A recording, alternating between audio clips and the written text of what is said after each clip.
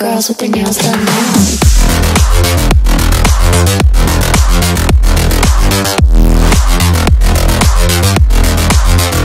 Girls with their nails done. I like the girls with their nails done.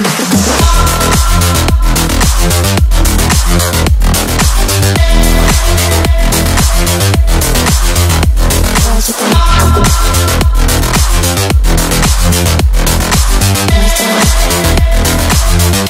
Girls with their nails done.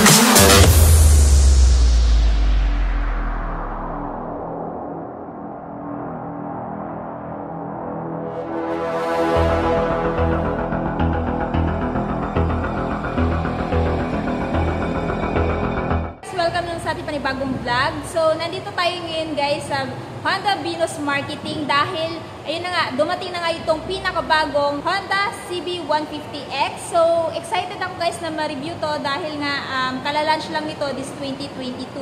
So, in this video guys, alamin natin ang specs, features, at syempre i-walkthrough na din natin itong isang ito at alamin na din natin yung kanyang SRP at monthly installment. So, without further ado, let's start this video.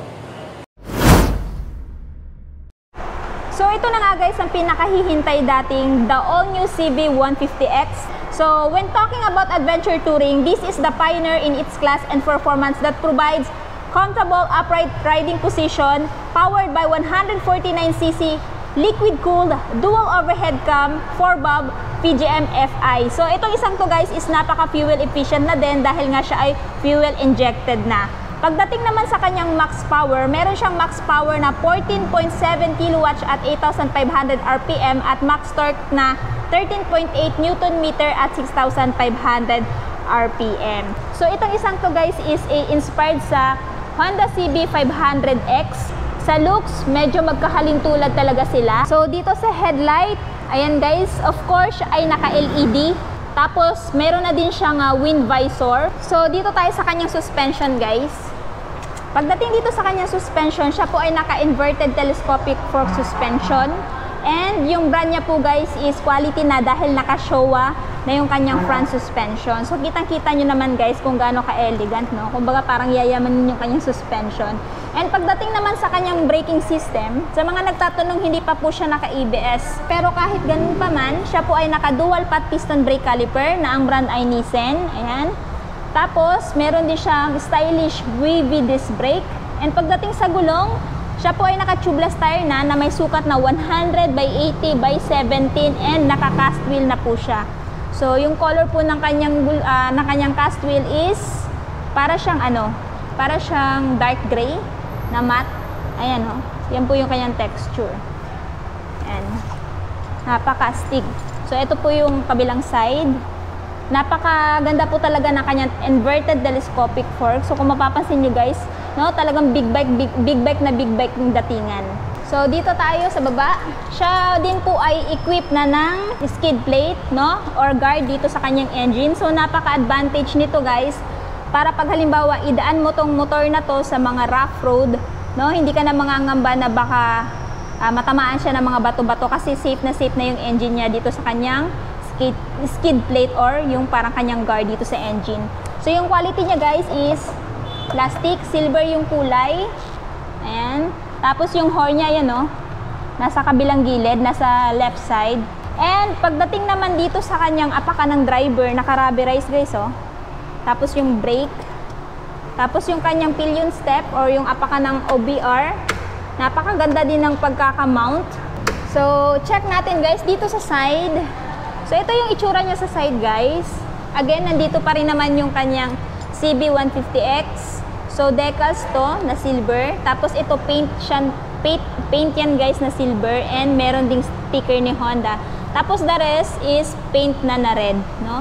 Napaka-aggressive ng design niya dito, banda na side. And, pagdating naman dito, meron din siyang decals na parang patig. Ayan, no? Silver din. No, parang combination siya ng silver at saka dark gray. Tapos dito may maliit din na decals. And the rest is paint na black, na glossy. Meron din siyang dito guys, yung kanyang transmission which is 6-speed. Ayan, tapos may nakalagay din pala ditong dual overhead cam. Anyway, meron siyang dalawang color variant, which is a red at saka matte gunpowder black metallic. No? So, yung available dito sa Honda Venus Marketing is itong red. So, pagdating dito sa handlebar, check natin anong meron dito. So, nandito pa rin naman yung kanyang grips. Ayan, makapit naman, naka-rubberize. Meron din siyang matte bar end. Napaka-responsive din naman.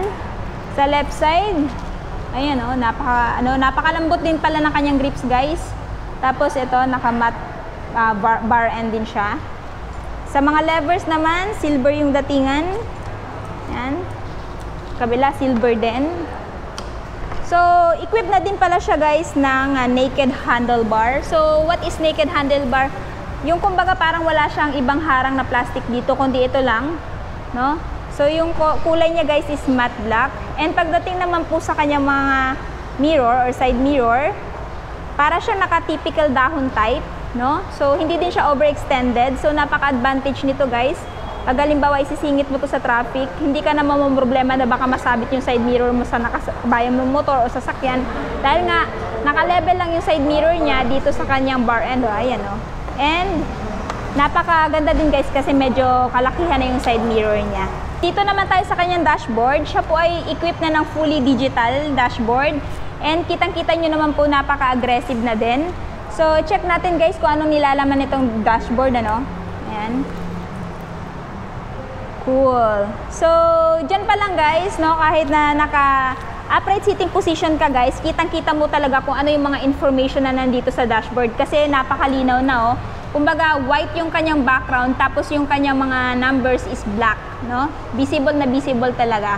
So, nandito yung kanyang RPM indicator, speedometer, fuel gauge indicator. Ayan, nagbiblink yan, guys. It's because empty, no? Bagong-bago pa.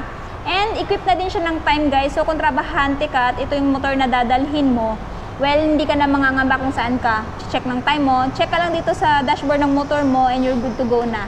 No? Napaka-convenient nito kung halimbawa trabahante ka. Tapos, meron din siyang gear indicator. So, kung halimbawa mag-shift ka ng gear, no, hindi ka namang hula kung anong gear ka na kasi nga dito lalabas yan. So, meron siyang 6-speed constant mesh. Ayan. Tapos, meron siyang buttons dito, guys, dalawa. So, kanina pinindot-pindot ko tong buttons, guys, napakalambot, no? Hindi siya yung kumpara sa ibang mga motor na ilang pindot mo pa, no, bago pa mag-change yung nandito sa dashboard. Ito, napakalambot lang talaga. So, average A, para yung average trip A, yung average kilometer per liter. So, babalikan natin yan mamaya, guys, pagdating sa fuel tank capacity. Sunod, average B or average trip B. Yan, ganun pa rin, kilometer per liter. Total ng tinakbo, 2 kilometer pa, no, bagong-bago pa. Trip A, ayan, same brand din, yung parang odometer niya, 2.5. Tsaka trip B, ganun pa rin, 2.5. So, yan. Tapos, kilometer per liter. So, bumalik na, guys. So, chinek ko, guys, no? Wala akong nakitang voltmeter or battery health indicator dito. So, check natin kung meron siyang kickstart. Wala siyang kickstart, guys. So, kung bibili nyo itong motor na to, guys, para ma-check mo yung battery health ng motor na to, ano lang kayo, guys, no? Magpalagay na lang kayo ng aftermarket na voltmeter. In that way, kung halimbawa maglo-long ride kayo, ma-check nyo po yung battery condition ng motor na to. So, ayan. Then next, nandito yung adjust, guys, para pag halimbawa mag-change ka ng time mo, ito yung pipindutin mo. Meron din siya mga indicators dito sa baba, kagaya ng neutral indicator. Tapos yung turn signals indicator, ayan. Napakalaki na, kitang-kita niya. Tapos nandito din yung high beam, low beam indicator. And check engine indicator at saka temperature indicator. So, iilaw lang yung temperature indicator, guys, pag halimbawa nag-overheat tong motor na to. So, aside from that, wala ka nang iba makikita dito sa dashboard niya. Meron na ding logo ni Honda dito, guys. Meron na din siyang pride of ownership. And sa mga nagtatanong saan po yung susian niya, well, yung susian niya, guys, nandito, oh. No? Kakaiba siya, guys, no? Big bike na big bike yung datingan, napakalalim ng susian niya. So, kung bibili niyo tong motor na to, guys, meron siyang dalawang susi na makukuha ninyo. Meron kayong spare key. Ayan. Tapos, meron din siyang key shutter. Kung hindi nyo nagagamitin yung tong motor na to, guys, para safety ng motor ninyo, pwede nyo i-lock to. dito. Para safe na hindi mabubunting-ting ng mga bata, no? So, balik na natin to. And then, pagdating sa kanyang tangke, guys, no? Na-intrigue talaga ako. Pagdating sa itsura ng tangke niya, guys, kakaiba. So, kita nyo naman, napaka-masculine, ano?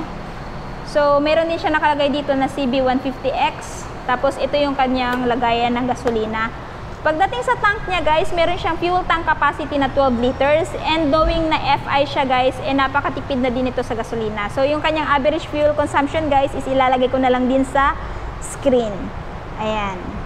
So, ayan, guys. Tapos, ito yung upuan ng driver. Para sa akin, guys, generous na para dito sa motor na to. So, kung halimbawa, gagamitin nyo to pang long ride, talagang hindi na masyado sasakit yung puwet nyo dito. Upuan ng angkas. Yan, hindi masyado generous. Tama lang. Tapos, meron din siyang wrap seat texture. So, kahit anong klaseng pantalon na susuotin nyo, hindi na dudulas dito sa motor na to. Ayan, o. Tapos, ito naman yung kanyang grab bar. So, kung mapapansin nyo, guys, napaka-sharp na, no? Napaka-aggressive na ng design. Ayan, o. Naka-matte black yung datingan. No? Parang glittery yung kanyang texture. Ayan, o. So, kung mapapansin nyo, guys, parang naka-matte black glittery na yung texture ng kanyang grab bar. So, astig. Naastigan din ako sa kanyang grab bar, guys. Hindi siya yung typical na grab bar na round, no? So, nagpapadagdag siya ng aesthetics dito sa motor na to. And of course, nandito pa rin naman yung kanyang sharp tail light. So, check natin, guys. Ayan yung kanyang tail light. Napaka-aggressive din. So, naka-LED siya, guys. No? Triangle, oh. Ayan, oh. Tapos may ilaw na din siya ng plaka dito, sticker ni Honda. Yung kanyang turn signals dito sa likod, siya po ay naka-LED na. Tapos ito po yung kanyang fender and naka-reflectorize na din, dagdag visibility pagkagabi. So ayan, guys, oh. May mahaba ka na ding fender na maaasahan dito. So sa mga putik-putik, guys, no, hindi na masyado madumi, no, dumihin dahil nga meron ng napakahabang fender dito. No? Para kung saan hindi na basta-basta saan tatalsik yung mga putik. Then sa kanyang exhaust or sa kanyang muffler, may heat guard na. So naka-matte black siya, guys. Ayan, oh. So bakal tong isang to. Tapos naka-matte black dito and napaka-stylish na din ang kanyang end cap, no? Then sa suspension sa likod, siya po ay naka Pro-Link. Ayan, monoshock swing arm suspension. And isa din sa nagustuhan ko dito, guys, is built-in na din siya ng tire hugger. So, pag halimbawa idadaan nyo to sa mga putik-putik, guys, safe na yung pantalon dito na hindi masyado madudumihan dahil nga meron na siyang ganitong equip. Yan. Then, sukat ng gulong sa likod is 130 by 70 by 17 and tubeless tire pa rin po. Naka-cast wheel. So, ayan po, parang dark gray, no? Hindi ko kasi siya masasabing black, eh. Para siyang dark gray yung texture niya dito sa kanyang cast wheel. Braking system naman is naka single hydraulic disc brake with single pot piston brake caliper na ang brand ay Nissin. So dito tayo sa kabila, guys. Check natin anong meron dito. So same lang naman din ang design, magkabilaan. Kung anong merong design dun sa kabila is ganun din dito sa kabilang side. Then nandito yung kanyang chain cover. Yung kanyang swing arm, guys, napaka-stylish din, no? Kumbaga, parang pang big bike din yung datingan. Hindi siya yung typical na swing arm. Ayan, no? Nakaano siya, guys, matte black. And then, ito pa rin yung apakan ng angkas. Tapos, apakan ng driver. Naka-rubberize. Sa side stand niya, guys, hindi po siya naka-side stand switch. Naka-typical side stand lang po siya, no? Yung side stand switch kasi, pag halimbawa, naandar yung motor mo, binaba mo to, mamamatay yung makina niya. Pero ito, hindi. So, mapapansin or makikita mo yan, guys, dito. No? Kasi parang mayroon tong nakalagay dito na parang cable pag halimbawa naka-side stand switch to, eh. Pero ito wala. And then, center stand. Meron pa rin po siyang center stand, guys. Yung wala lang po siya is yung kanyang kickstart. And isa pa, guys, pansin ko lang din, dito pala sa kanyang side fairings, meron na din palang angulo dito, oh. May nakalagay na parang X. No? So, talagang pinangatawanan niya talaga na siya ay si CB150X. Ayan, oh. Naka-matte. Then, ito yung kanyang cambia, guys. So, siya po ay merong 6-speed manual transmission. So, meaning, 1 down and the rest is up. And then, yung kanyang napaka-cute na busina. So, i-check natin ang busina niya, guys, kung gaano ba kalakas.